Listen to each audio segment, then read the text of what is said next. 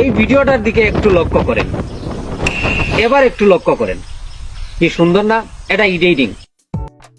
আমরা প্রথমে ক্যাপকাট অ্যাপসে চলে যাব এবং একটা পছন্দ মতো ভিডিও সিলেক্ট করে নেব। ভিডিওটি অনেক লম্বা, তো আমরা ভিডিওটি কেটে শর্ট করে নেব। আর ভিডিও এডিটিংয়ের ক্ষেত্রে আমি সচরাচর ফিল্টার ইউজ করি না।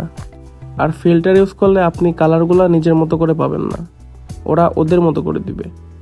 তো সচরাচর ফিল্টার না ইউজ করাই ভালো। ফিল্টার ইউজ করলে ভিডিওর মধ্যে এরকম প্রাণবন্ধকতা আসে না আর কি। তো সবসময় ট্রাই করবেন অ্যাডজাস্ট ইউজ করা।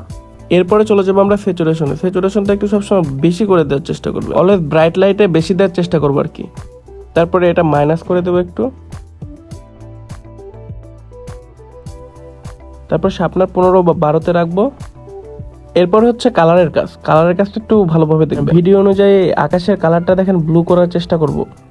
বেশি না, খুব একটা বেশি না, আবার খুব একটা কমও না, দেখেন বেশি দেওয়ার চেষ্টা করতেছে। ন্যাচারাল ভাইবসের জন্য এরপরে গ্রিন কালারটা একটু ডিপ করে দেবো আর কি।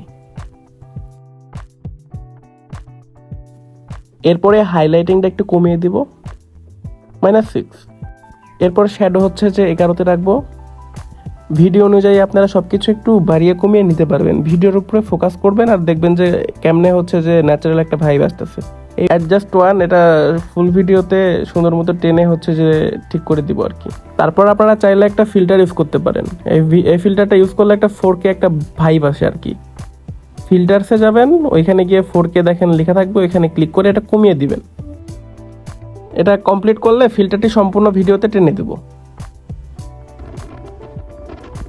অলমোস্ট ভিডিওর কাজ কমপ্লিট।